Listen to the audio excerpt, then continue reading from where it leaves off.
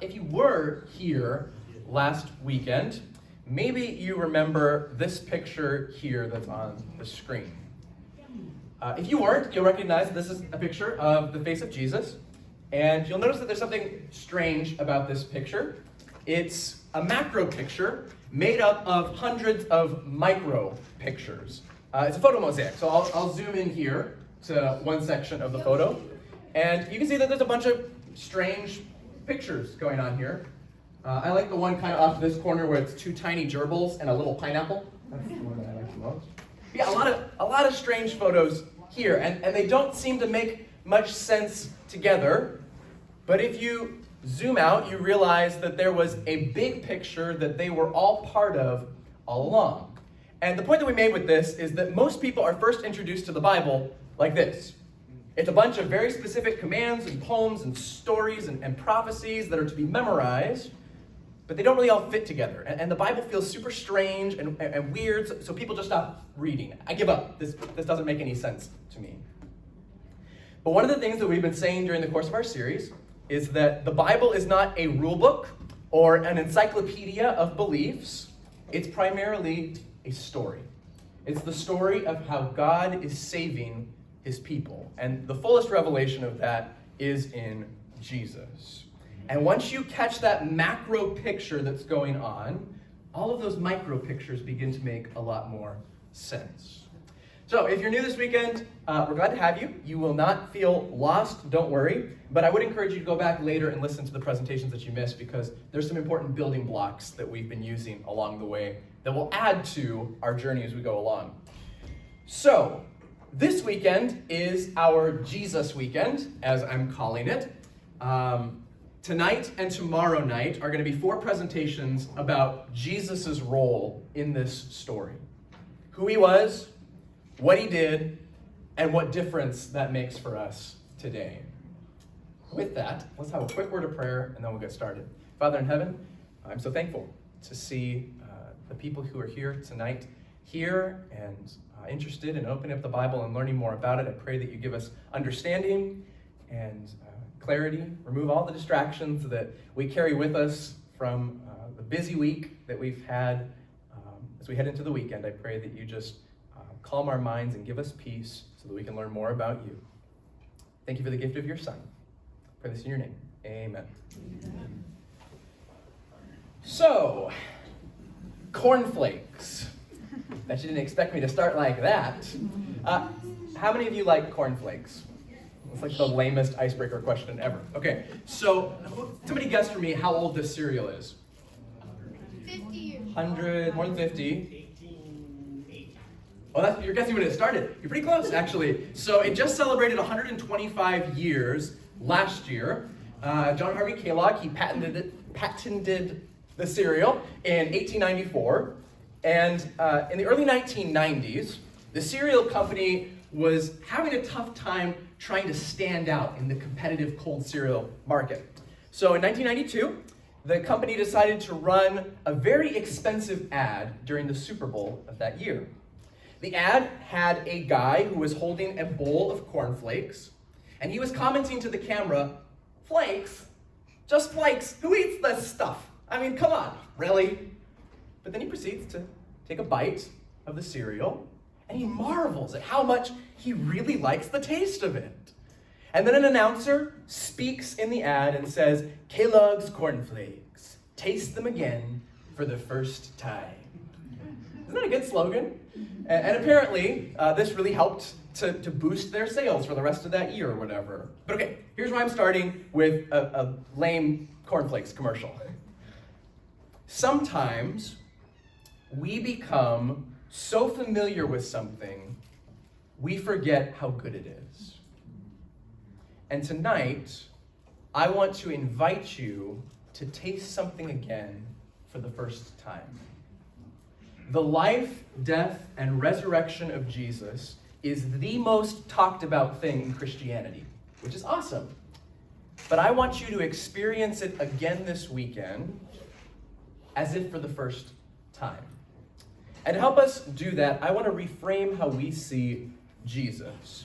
I want to help us understand who Jesus was and why he matters in the context of this whole story that's happening. So tonight's two talks are linked. We are going to paint two kind of completely different portraits of Jesus. And then at the end, we'll see that we were actually painting one portrait all along. So it'll kind of be like a magic trick at the end. There'll be a big reveal. So I've gone from being a scholar last weekend to now I'm just birthday party entertainment. So fair warning for you, what we're going to dive into here for at least this first session might seem a little bit dense. We're going to fly through a bunch of things here, but I'll do my best to make it all clear, and we'll have notes at the end that we give out if you're wanting to reference those things in the future. So do you remember what I said the first night if you were here? Bible's divided into Old Testament and New Testament, and most Christians spend 90% of their time in 1/4 of this book. And the reason for this is largely just a cultural gap that exists between us and the Old Testament. But another reason for this is the sentiment that you just don't need the Old Testament anymore. Jesus is what really matters, so the rest of it might be interesting, but it's not really crucial. But Jesus' Bible was the Old Testament. He learned to define his mission and his calling by reading the Hebrew Scriptures. Therefore, the more time I spend with the Old Testament, the more full color and three-dimensional Jesus will appear to me. So it's like we've been saying, the whole book is about Jesus, even the parts that don't seem to mention him outright. So Paul even talks about this. He's one of the most important leaders of the early church, and he writes this to his young apprentice, Timothy. From infancy, you have known what?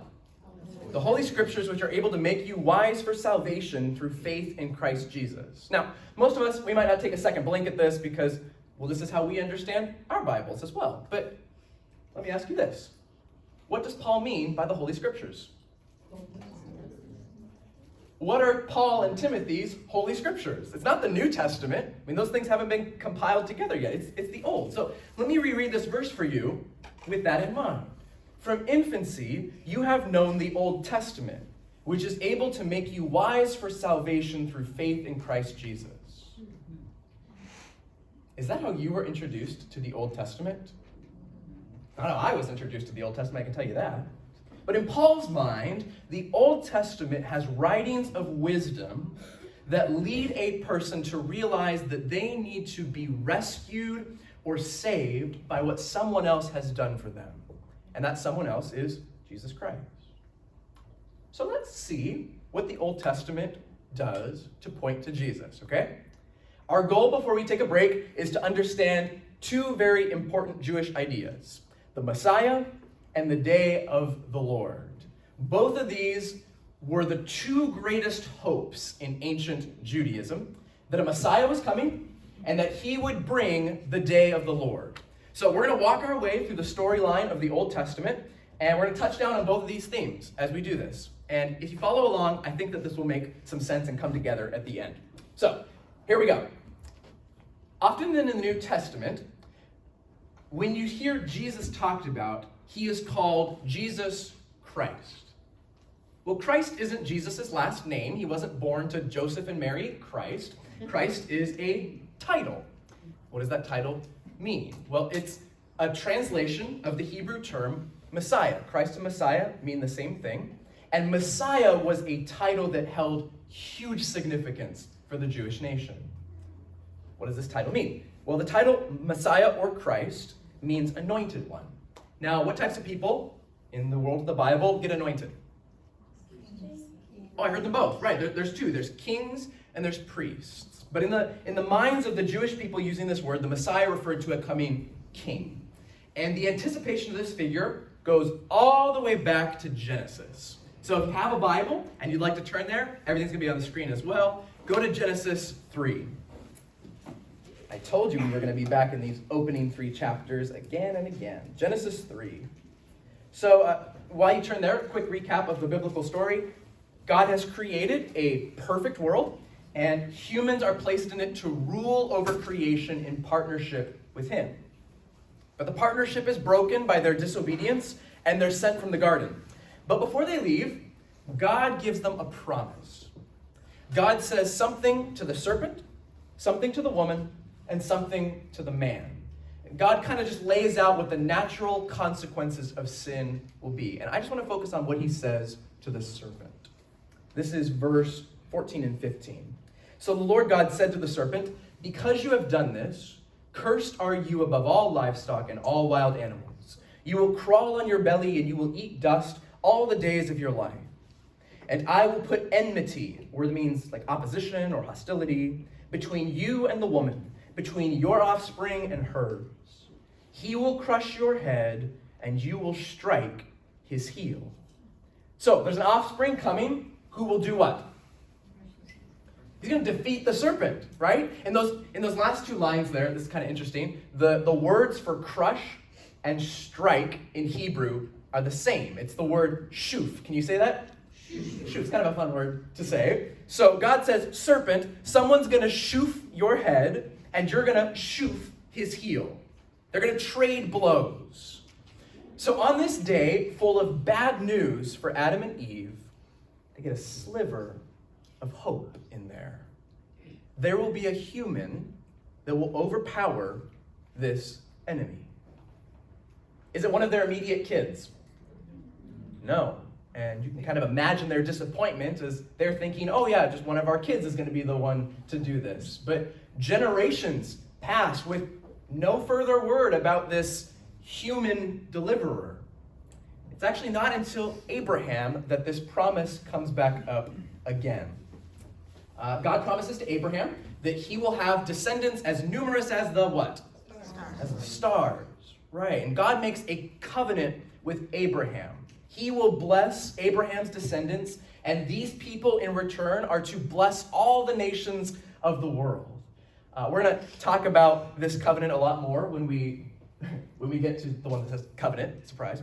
But main point, Abraham becomes the patriarch of this chosen covenant people.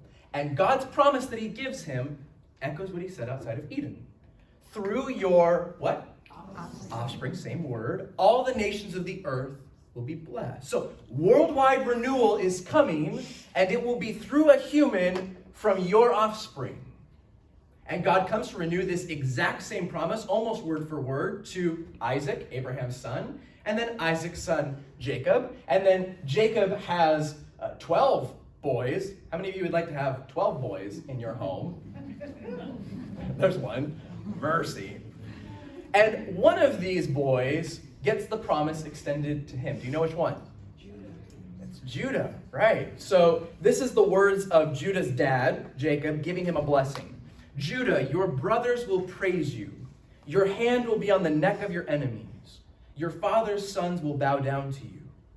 You are a lion's cub, Judah. You return from the prey, my son. Like a lion, he crouches and lies down. Like a lioness, who dares to rouse him? The scepter will not depart from Judah, nor the ruler's staff from between his feet, until he to whom it belongs shall come, and the obedience of the nations shall be his." So there's a lot of interesting stuff here. What kind of lineage is Judah going to have? A royal one, right. The scepter will stay with his line. Until what? Until he to whom it belongs shall come. And the nations will what? They'll obey him. Yeah. So this offspring will be human. He will be from Abraham's line and now from Judah's line. And what's he also going to be? He's going to be royalty, a royal ruler, a king of some sort. And what was Judah's family tree compared to? What animal? A lion. What words come to mind when you think of lion? Fierce. Roar. I think of like power, strength, predator, right? The king of all beasts. So already you're kind of getting a picture starting to form of this mighty, conquering ruler king. But there's no king from the line of Judah for quite some time. In fact, the first king over the people of Israel isn't even from the tribe of Judah. He's from the tribe of Benjamin. But the second king over Israel is from the tribe of Judah. And what's his name? David. David, right. David is from the tribe of Judah. And David's a really good king, perhaps even the best king that Israel ever gets. And the anticipation starts to build in the minds of the people. Maybe this is our guy. Maybe this is the one who's going to shoof the serpent.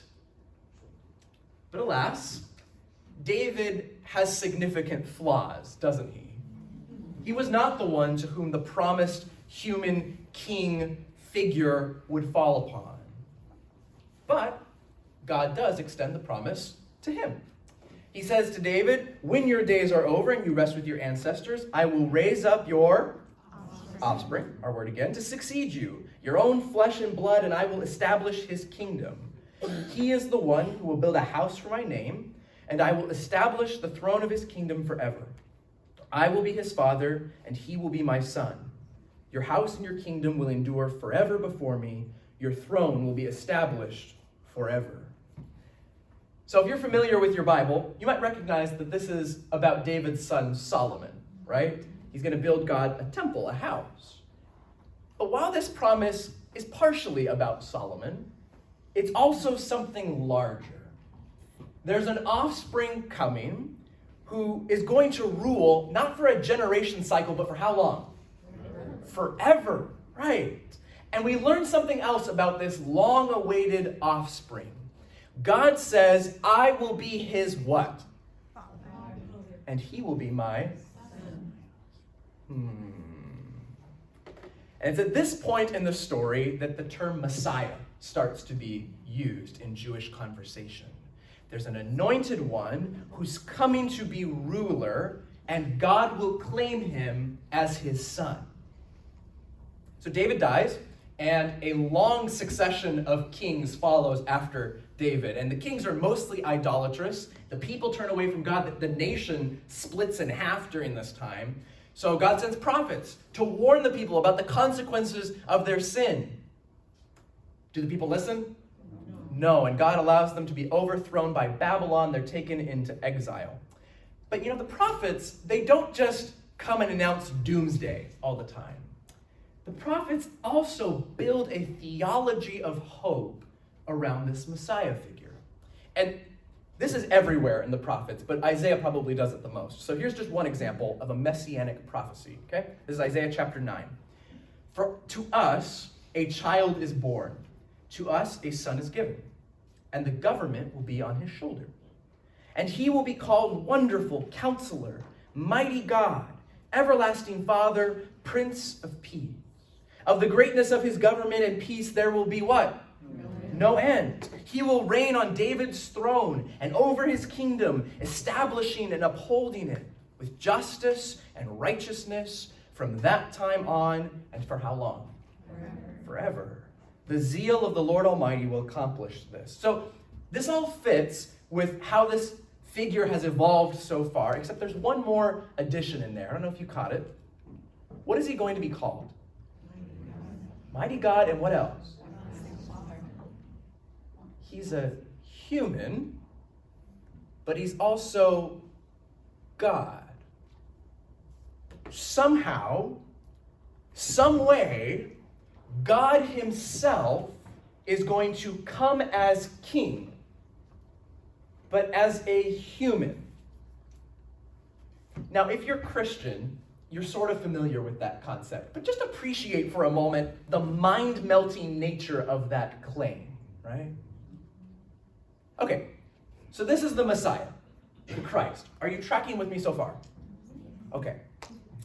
Now, everyone in the Jewish nation was looking for this Messiah, and we've seen who the Messiah would be. He's this royal God-man from the line of David. But what will he come and do? Well, the language used over and over again is kingdom. He will set up a kingdom and reign forever. And this is why Jesus' favorite thing to talk about is what? Kingdom as well. But how exactly was the Messiah going to establish this kingdom? Well, here comes our second term to define. The Messiah would bring God's kingdom by ushering in something called the day of the Lord. Now, I know we kind of flew through that last part there. I wish we had time for questions. If you have questions, I don't know, write them down. Write them down, and then you can ask me about it afterwards. But okay, Day of the Lord. I'm just going to read you a few verses from a poem that's in the Bible and see if you can guess what story this is from. Okay? In the greatness of your majesty, you threw down those who opposed you. You unleashed your burning anger. It consumed them like stubble. By the blast of your nostrils, the waters piled up. The surging waters stood up like a wall. The deep waters congealed in the heart of the sea. The enemy boasted, I will pursue, I will overtake them. I will divide the spoils. I will gorge myself on them. I will draw my sword, and my hand will destroy them. But you blew your breath, and the sea covered them. They sank like lead in the mighty waters. What story is this? It's the people of Israel crossing the Red Sea. It's this dramatic scene that gets recreated in different movies throughout history. Early in the story of the Bible, the people of Israel are slaves in what land? Egypt. And God calls a deliverer from his people named Moses. Moses is supposed to go to Pharaoh and tell him to free the people. And after this dramatic series of supernatural events, Pharaoh kind of begrudgingly lets the people go. But then, minutes later, it seems, he changes his mind. And he's off chasing them down. And the people, they're faced against this body of water trapped with nowhere to go. Then Moses says this, fear not, stand firm, and see the what? Salvation of the Lord, which he will work for you today. For the Egyptians whom you see today, you shall never see again.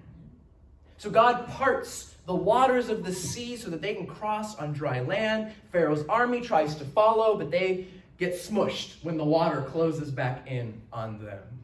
And the people sing a song of praise to the Lord. And that was what I read to you just there, but let me read you how that song starts. This is chapter 15 of Exodus. I will sing to the Lord, for he has triumphed gloriously. The horse and his rider he has thrown into the sea. The Lord is my strength and my song. He has become my salvation. So just a fun little tidbit here. The Hebrew word for salvation is Yeshua. And Yeshua is Jesus's Hebrew name. Now that doesn't amount to more than just a cute little wink in the Bible, right? But it kind of goes to highlight what we've been saying all along. This whole story is about Jesus. It's about God saving humanity, and the fullest revelation of that salvation is found in Yeshua. It's found in Jesus. Anyway, back to the Red Sea. So in generations to come, the people of Israel referred to this Red Sea event as the Day of the Lord. This moment where God gave them salvation. Or my way I like to phrase it is when God steps in and sets things right. But this moment of the past soon becomes Israel's hope for the future. Anytime that a nation or an empire oppresses them and they need deliverance, they long for the day of the Lord to return, for God to step in and save them. And the prophets take this idea and they bring it to the next level. They don't use the phrase just to mean temporary deliverance. They're using it to mean ultimate deliverance, when God will fully and finally defeat evil and save his people and usher in what they called the age to come. And let me just read for you a few passages about the day of the Lord from the prophets, okay? The Lord Almighty has a day in store for all the proud and lofty. The arrogance of man will be brought low, and human pride humbled. The Lord alone will be exalted in that day, and the idols will totally disappear. People will flee to caves in the rocks and to holes in the ground from the fearful presence of the Lord and the splendor of his majesty when he rises to shake the earth. Or Amos, will not the day of the Lord be darkness, not light, pitch dark without a ray of brightness? Or Isaiah again, wail, for the day of the Lord is near. It will come like destruction from the Almighty. Or Zephaniah, the great day of the Lord is near. A day of what? Wrath is that day, a day of distress and anguish, a day of ruin and devastation, a day of darkness and gloom, a day of clouds and thick darkness.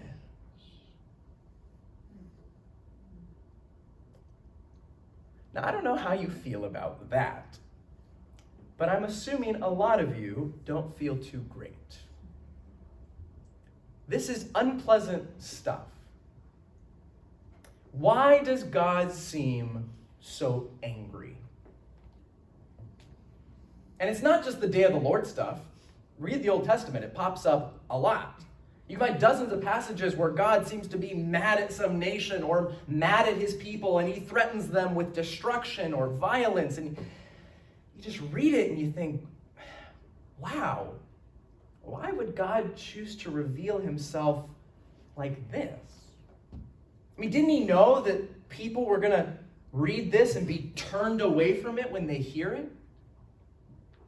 Critics of the Bible will point to things like this and say, this God is a megalomaniac. He is full of vengeance and rage and temper tantrums. Christians want to say that he is love, but they are just plugging their ears to the stuff that they don't want to hear.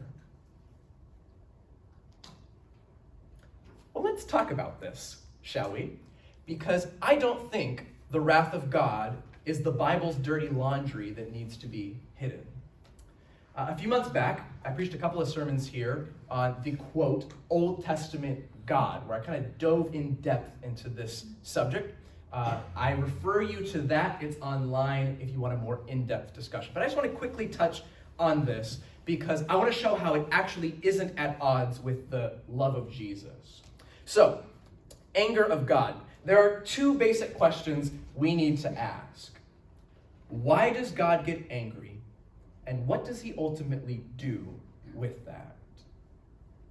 These are foundational questions in talking about anger. How many of you are parents? Okay, wow, a lot, okay.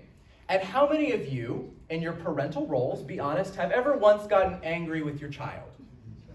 Okay, of course you have. Now, what I want you to do is I want you to think in your head of a time when you got angry with your child. It can be a time where you handled it really well, or it can be a time where you handled it really poorly. Doesn't matter. But what I want you to do, think of that moment and answer these questions for yourself in your head. Why did you get angry? Maybe you blew something out of proportion. Your kid didn't mean to do something and you just really overreacted because it lit your fuse. Or perhaps you misunderstood a situation. Or maybe your anger was warranted. Your child disrespected you, or they hurt their sibling, or they hurt themselves by disobeying you. Why did you get angry? And then secondly, what did you ultimately do with that anger? Maybe you lashed out at your kid and you yelled at them. Maybe you bottled it all up and you never addressed it. Maybe you punished your kid with a timeout or a spanking or whatever it might be. Maybe you cooled down for a moment and then later talked it through with your child what they did wrong. I mean, what did you do with that anger? And just in thinking about this, do you see why these two questions are so important? Are there times where we shouldn't be angry? Yes, I hope. Are there times where we should be angry? Are there better or worse ways to handle our anger? Yes. Yeah. So let's ask this of God. Why does he get angry? I think the wrath of God is a very tough thing to read about in the Bible if you don't get why he's angry. Does God get mad when people don't do what he says because he's offended that they didn't listen to him?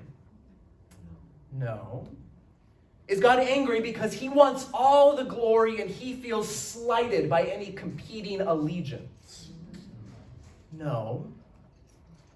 God gets angry with people and nations because of their sin. Throughout the Bible, almost every single time God's wrath is targeted at human sinfulness. Why? Don't miss this. God doesn't hate sin because people are disobeying him and it wounds his ego. He hates sin because of what it does to his children. It causes hurt and shame and violence and ultimately death. His way leads to flourishing life, and when his children turn away from that, he is angry because he knows where that spirals towards. This is so key. Think back to our example of being a parent, okay? You tell your kid, don't play in the street. They disobey you and they go running into the street. You get angry.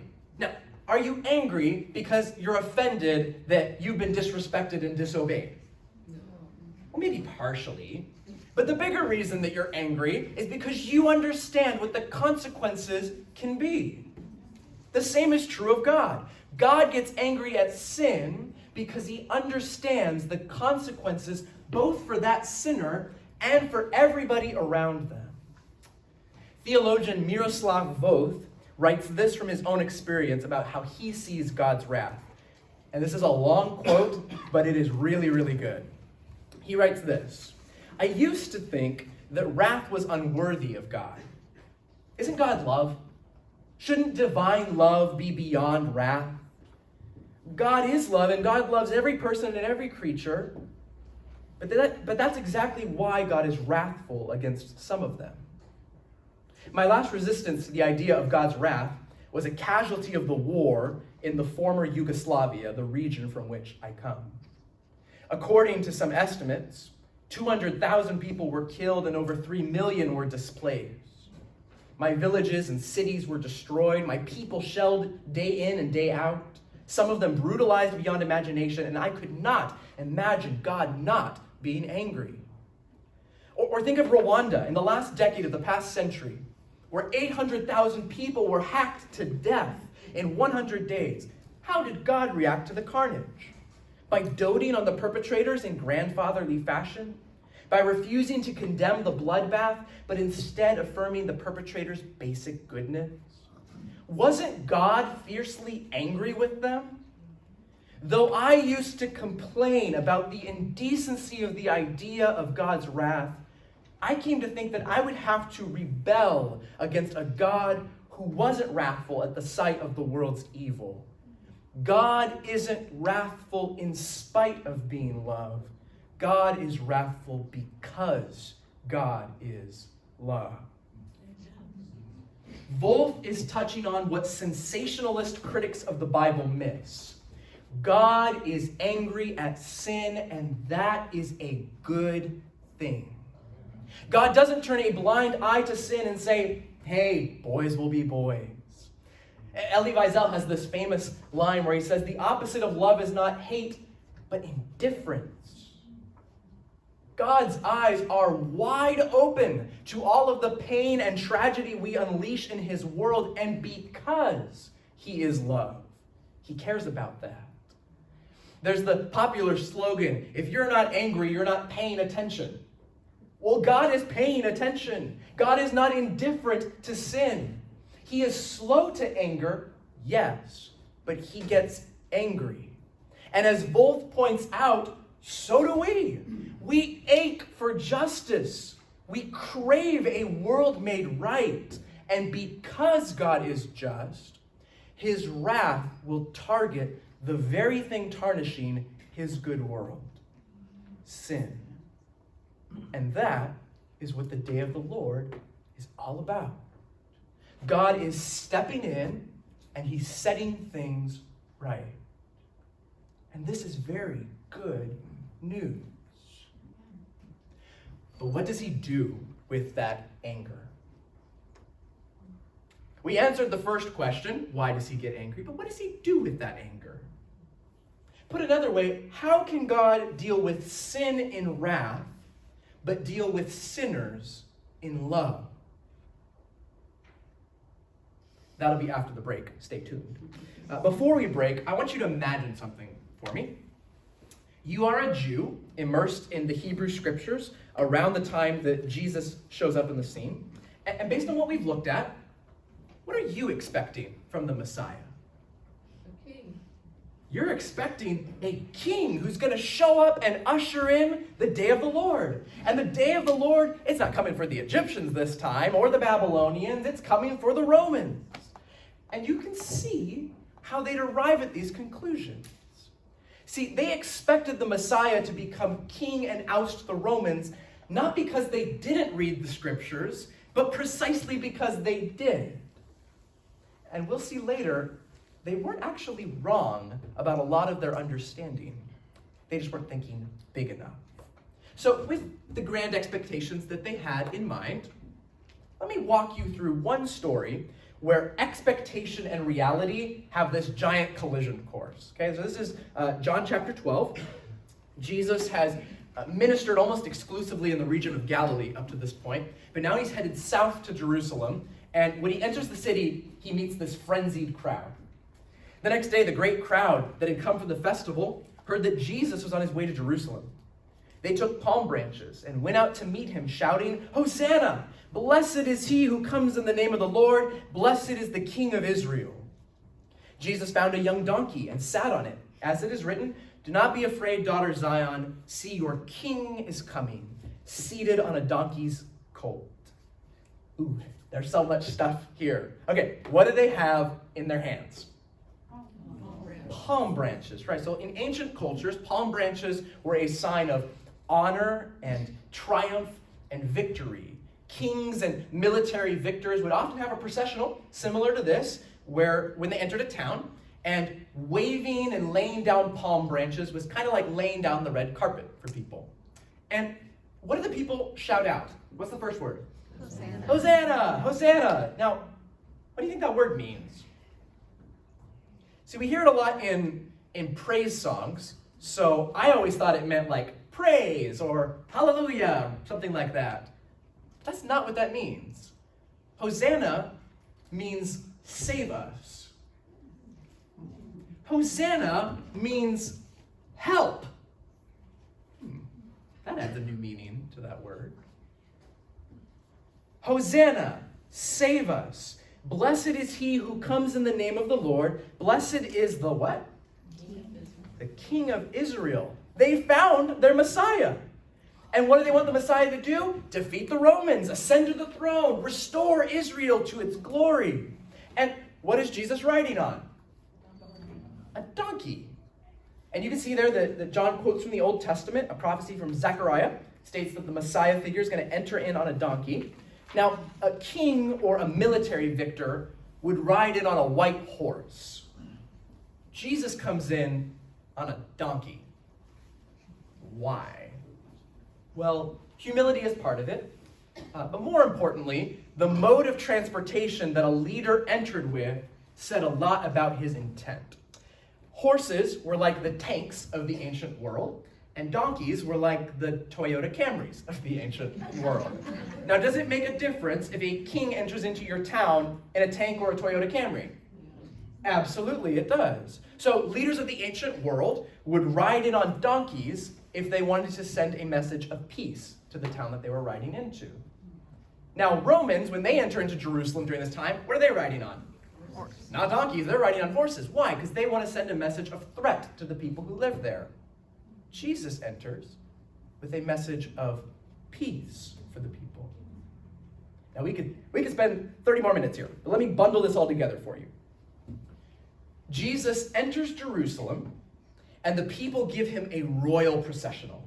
They cry out, "Save us! Save us!" They call him a king. Here is their Messiah. The one riding on a donkey is here to restore peace to Israel. And these people, they're soaked in their Hebrew scriptures. They've read about this day of the Lord that's coming when God will step in and set things right. When God himself will come and reign as king. When this Messiah will deliver them from oppression. This is without question the most Messiah-y moment in Jesus' life. And if you skip down just a few verses after, Jesus says this: "The hour has come for the Son of Man to be glorified." This is it. The day of the Lord is here. Jesus is ready to liberate the people. He's going to put an end to oppression, be glorified as the Son of Man by overcoming evil. But the rest of the story looks nothing like Jewish expectation. Yes, after the triumphal entry, Jesus does get a royal robe. Yes, he does get a crown. And yes, he is even proclaimed King of the Jews. He even defeats a monstrous evil. But it's not how anyone would have ever imagined it. Jesus says it's time for him to be glorified. And then he says this, very next verse. Very truly I tell you, unless a kernel of wheat falls to the ground and dies, it remains only a single seed. But if it dies, it produces many seeds. See, the Messiah is about to shoof the serpent while also being shoofed by it. You've heard this story before, but I want you to taste it again for the first time.